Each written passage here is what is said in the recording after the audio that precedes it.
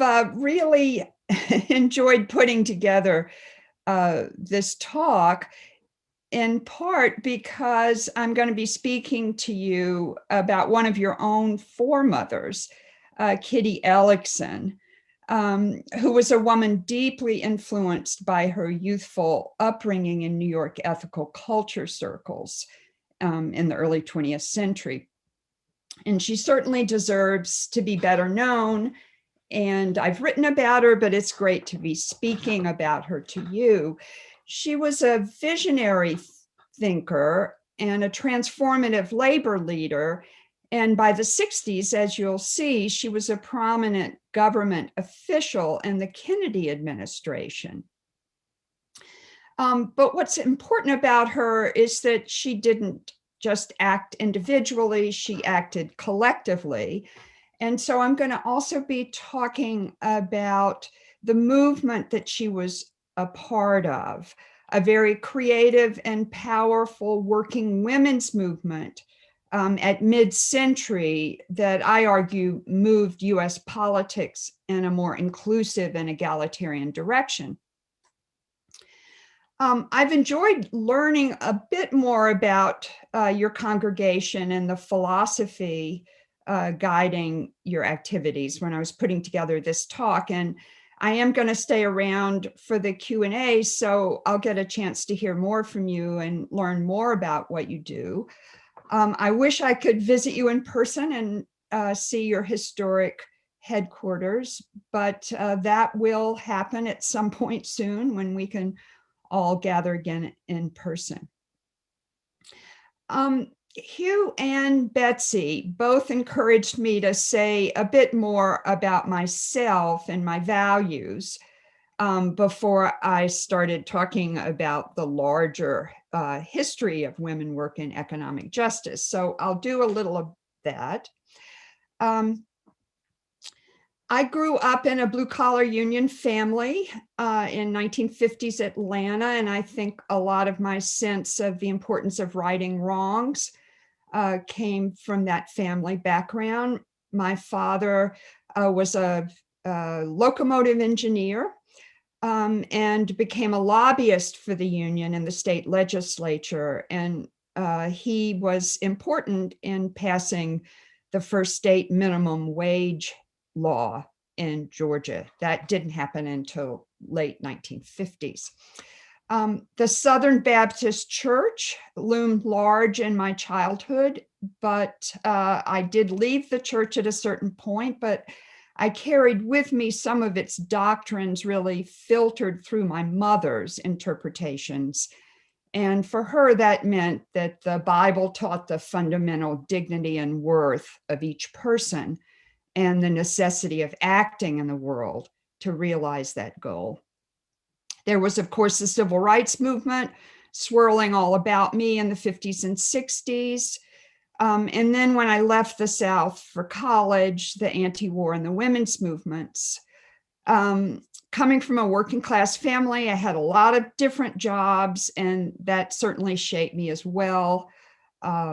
Waitressing, file clerk. I worked in a non-traditional men's job for a while as a ship scaler and longshore person in San Francisco. I worked for TV Guide magazine and a labor educator. And so all of those left their mark. Then I ended up finally at Stanford, where I got my doctorate in history. And it's there that I began to write about working women's movements and people like Kitty Ellickson, who I think really did make America a more just society. When I started that work in the 80s, I believe these women had a lot to teach us. And decades later, I still feel that way very strongly. I was at Rutgers for some 30 years, and I wore two hats, history and labor studies. And I like moving back between history and contemporary developments and analysis. And at Rutgers, I was able to do both of those things, and I'm going to do some of that today. I'm going to draw primarily from the research, the historical research I did for my 2005 book. It's here on the left, The Other Women's Movement. But toward the end of my talk, I'm going to move into the present, and I'll draw on some of the thinking I did for the book on the left, the edited collection, The Sex of Class. That book has a striking image on its cover of Pulitzer Prize-winning photographer David Turley's photo of an immigrant woman from Mexico. And I was really captured and captivated by that photo. Her face is hidden, and I think that's very true for many of the working class and immigrant women who do the jobs that keep our society going. But the work of her hand, he illuminates in these bright yellow work gloves. My new book, which is out next month, and that was after a 10-year travels around the world to try to put it together. It takes a global turn. And it's really the first history of 20th century American feminism from a global perspective. So I follow a number of the women that I've been writing about my whole life abroad as they fight for the rights of women, workers, and the poor. But it also switches the frame and shows how ideas and forces and peoples outside the US shaped our own country and our own policies. Today, I'm really going to talk and focus more on the domestic story, but if you'd like in the Q&A, I can say more about the international. I don't know how much women's history you read, but especially these days with the suffrage centennial, there's been quite a bit of attention to women's history. The working women's movements I chronicle, however, are not the ones that you usually read about. We have fabulous books on the fight for suffrage and on women's political rights, but we have many fewer books on women's fight for labor and economic rights. My own writing, and there's a growing group of scholars that also do similar work, broaden this typical story to include the struggles of working class women. And we are also challenging the primary framework that's held sway in women's history since the 1960s, called the two-wave framework. And I want to go beyond that two waves. Generally, the story of US women's activism is depicted in these two great waves. The first wave of women's rights, supposedly beginning in 1848 with the Seneca Falls Convention, and ending with the ratification of the 19th Amendment in 1920. A lot of people have said why that doesn't work, and I can come back to it. Then the second wave supposedly picks up again after a 50-year lull where there's no feminist activism. And we see the second wave of activism in the 70s led by the boomer generation. That's been the standard story. I tell a different one, a story of what I call the missing wave. These are the mothers and the grandmothers of the boomers at mid-century who also were feminists. And in an era where there was supposedly little feminist activism, I find robust and successful movements for women's rights. These women sometimes have been missed because they didn't always prioritize or put women's rights first. They joined the struggle for women's rights with other great struggles against injustice, against economic injustice, racial injustice.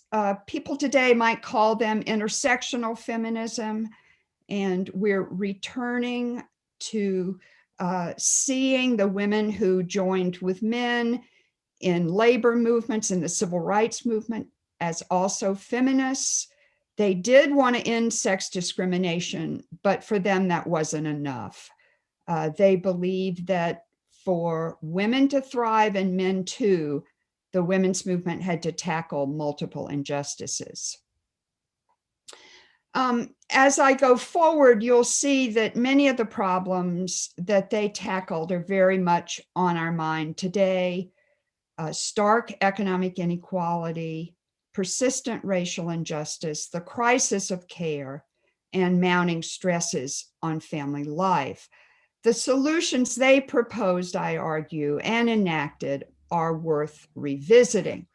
So let me jump back then to the working women's movement of the missing wave at mid-century. And this is Kitty Ellixson in 1931. The arc of her life is really typical of these mid-century labor feminists that I write about. Born in 1905, she came of political age in the 30s. She helped build the progressive labor movements of her day, and she joined with other reform-minded women in a post-war feminist movement. It was a multiracial, cross-class movement, and I argue that it saw many of its goals realized by the 60s.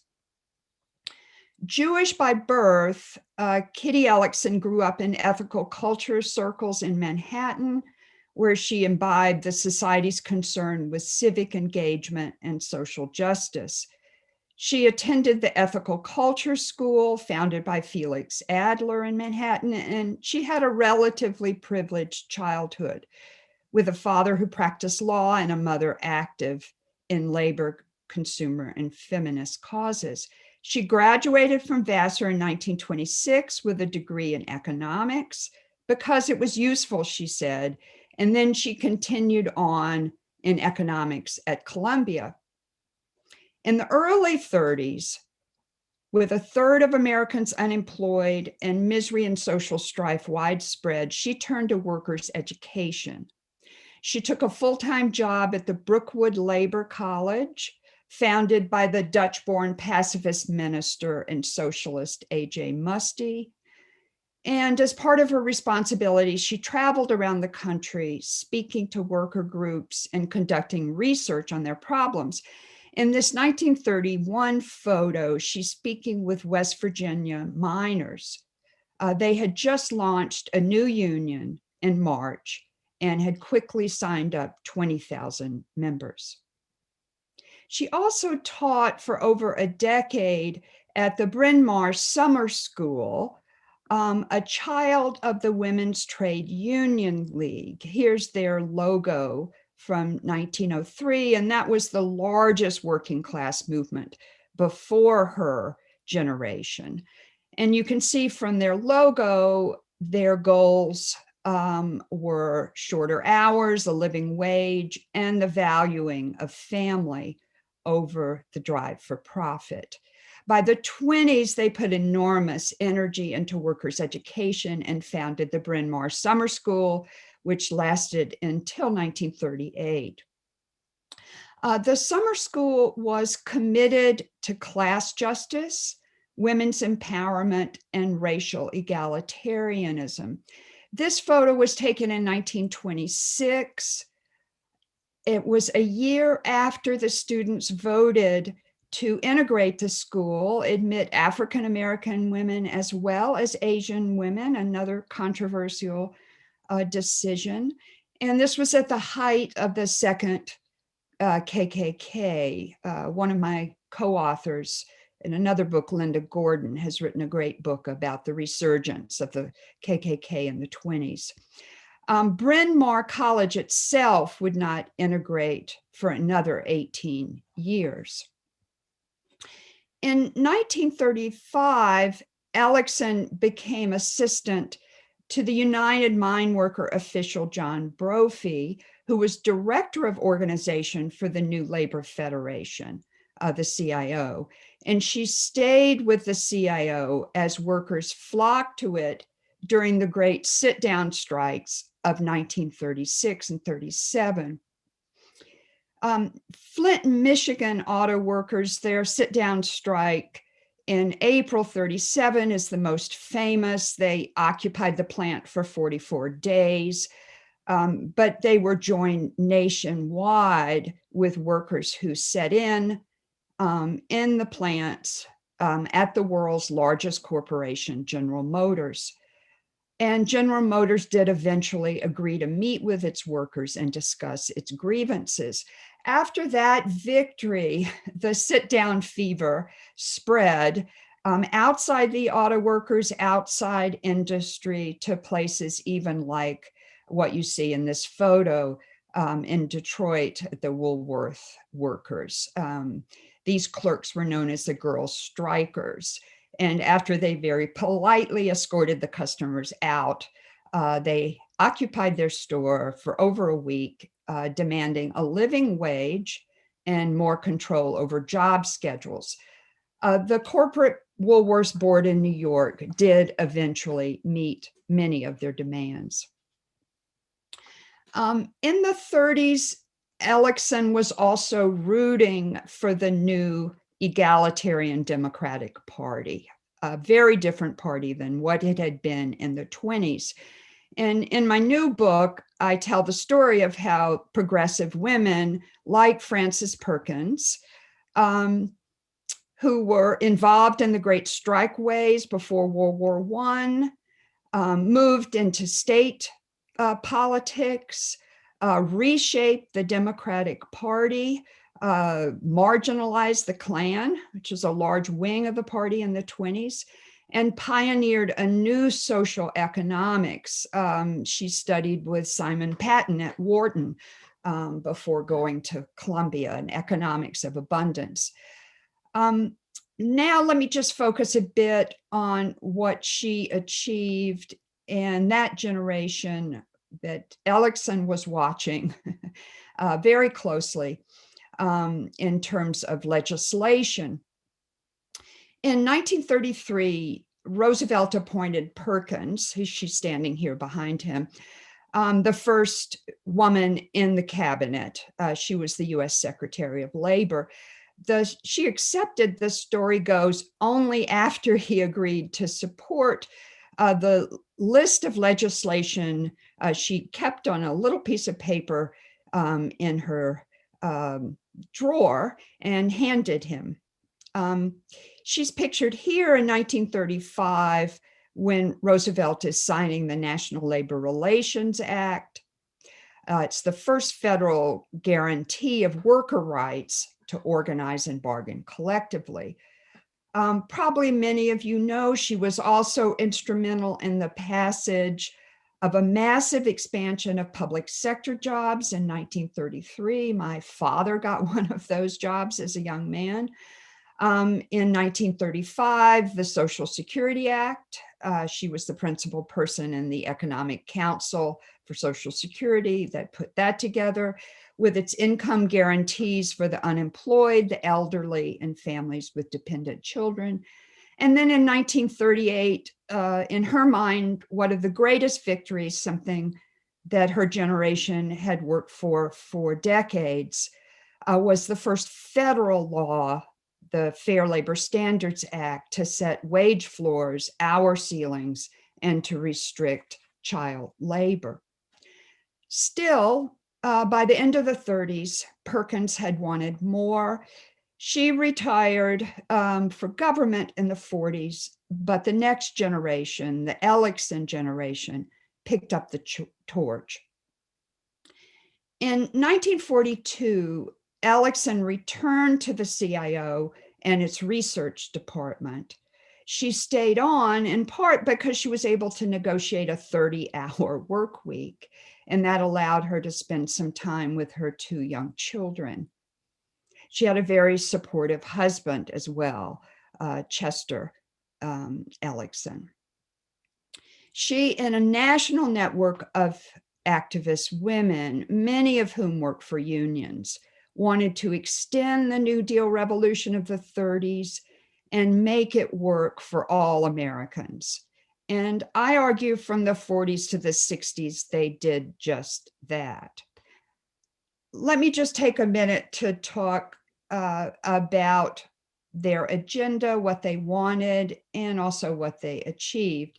And I'll focus on three areas: worker rights, the second thing you see here, Social Security, and women's rights.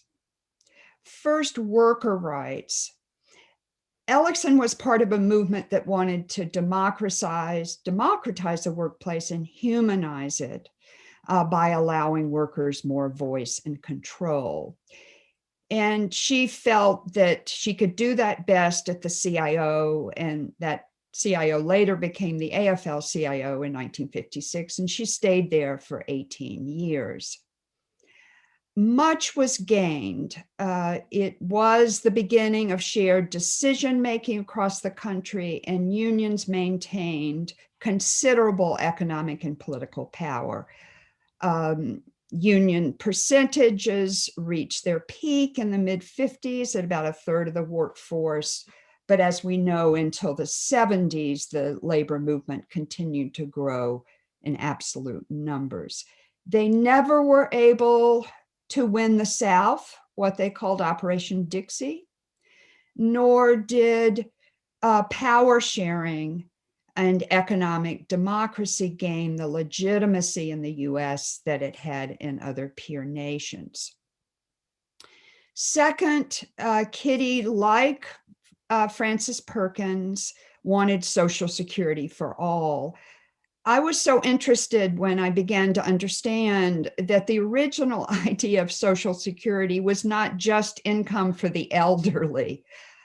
Social Security for children was just as important to them.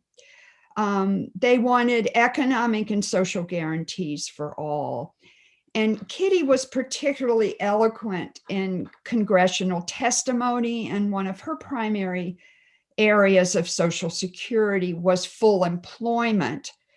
And she meant that not only do we need income guarantees during periods of unemployment and illness, but a government commitment to expand employment and make jobs available for anyone who wants to work.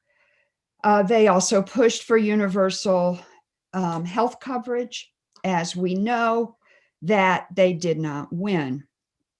And I can talk more about the opposition they faced in this period against expanding the social safety net, if you'd like. Let me move on, though, to the third of their areas, the needs of women, all women. And that was never very far from her mind. Ellixon and her allies introduced the first federal equal pay for equal work bill in 1945. And every year after that, they reintroduced it until it finally passed, as we'll see, in 1963. They also championed what they called women's status bill, which was a package of reforms to improve the lives of women. The big breakthroughs came in the 60s. And part of that had to do with the fact that they organized politically. This is a UAW group of women wage earners, wives and children, in their Get Out the Vote campaign in 1960, and they were able to return the Democrats to the White House. Here's Kitty with Jackie Kennedy, the wife of the Democratic president nominee.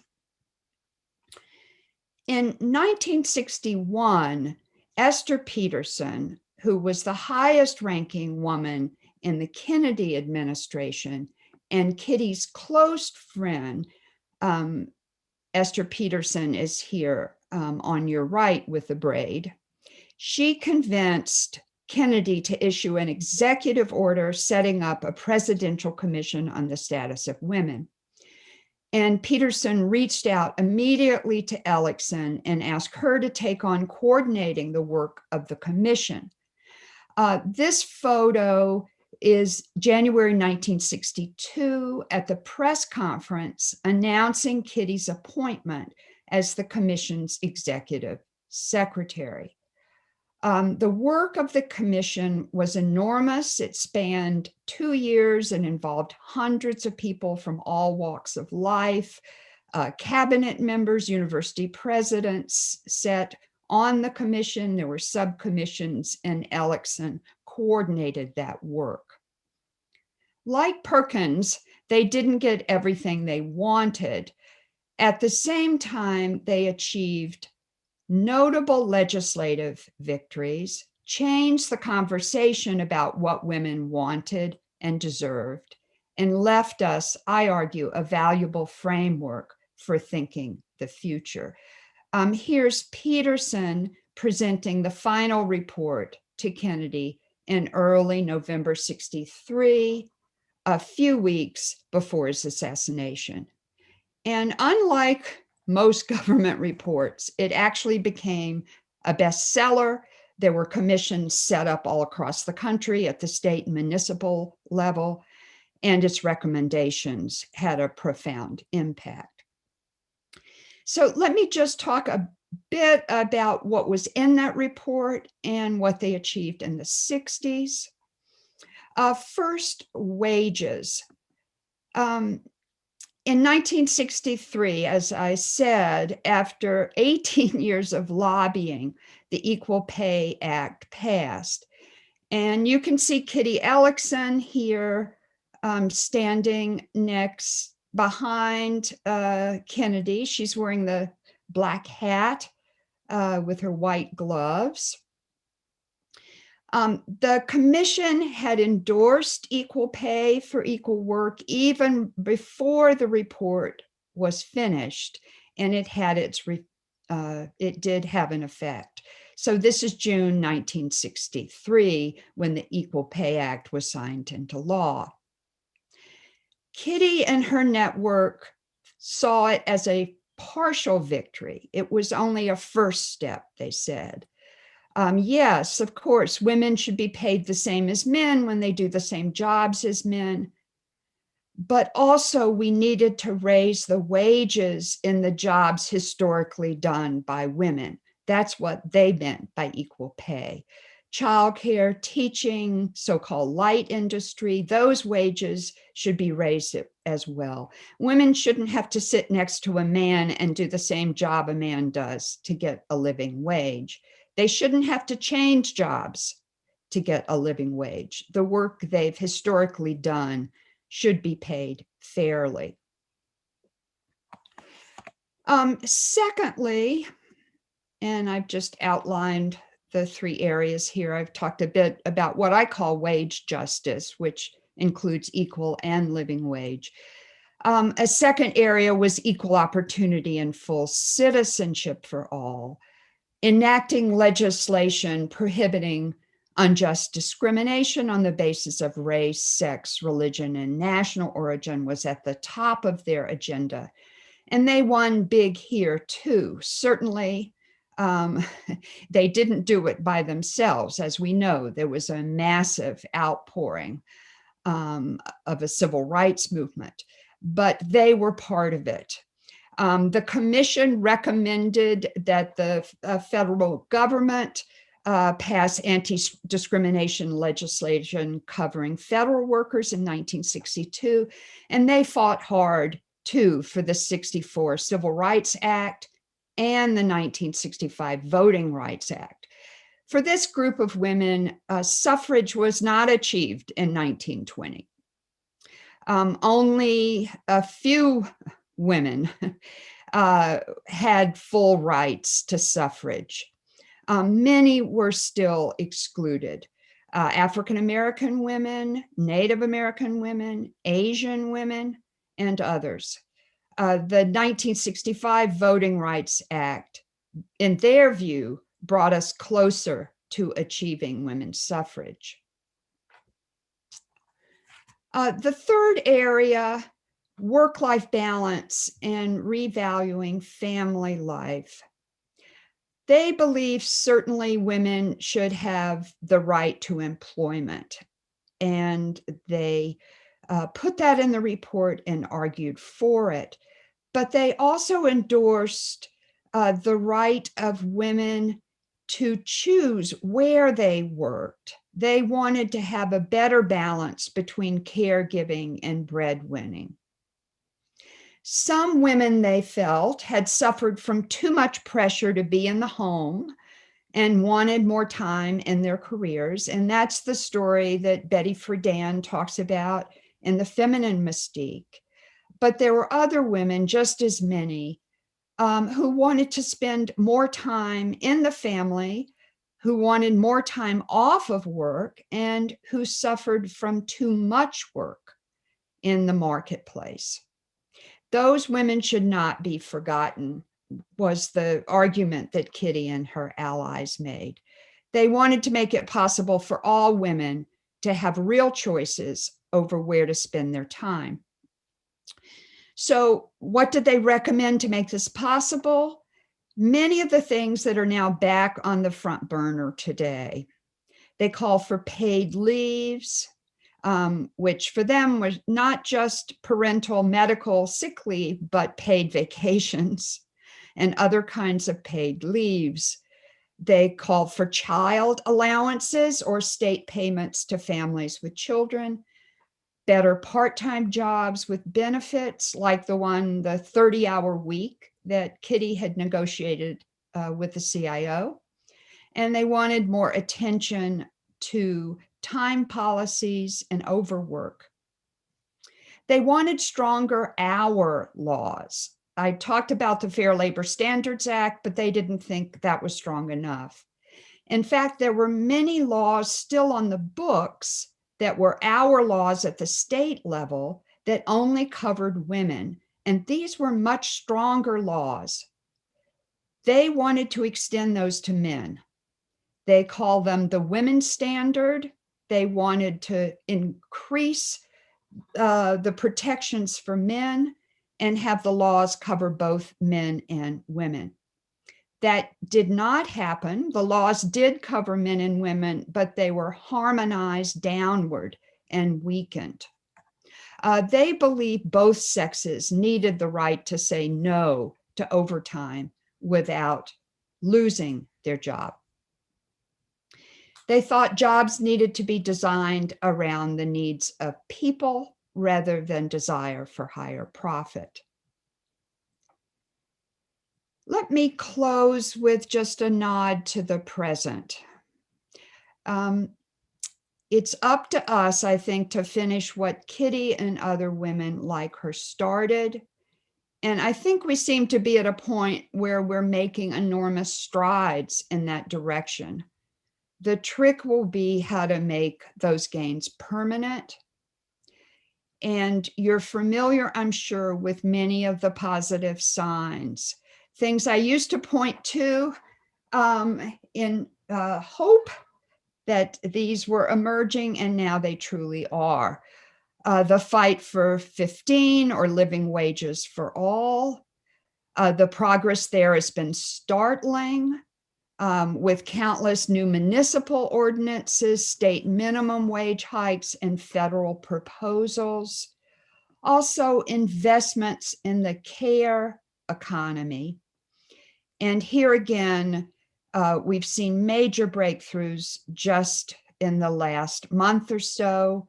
Biden's American Rescue Plan, many people point out, is a game-changing, historic child allowance provision in it. It will only last for a year, but it's quite a different kind of policy. It's close to being universal, 93% coverage. The allowance does not diminish as the market wages rise.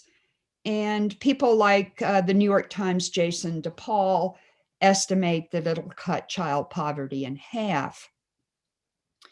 Biden's new job plan invests in the traditional infrastructure, adding blue-collar industrial jobs, green energy jobs, but it also includes a major investment in the care workforce. Here you see the Domestic Workers United A woman by the name of Ajin Pu, who started in that movement, is one of Biden's key advisors in this area.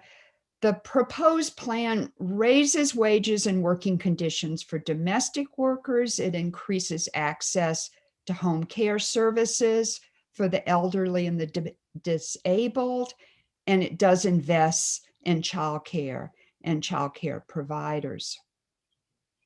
So I'll just end with what Kitty might have said. And I'm using here a slide from the Harvard Clerical and Technical Workers Union, whose leader, Chris Rondeau, is one of my favorite labor feminists of the present moment. I think Kitty would have agreed with the new union project.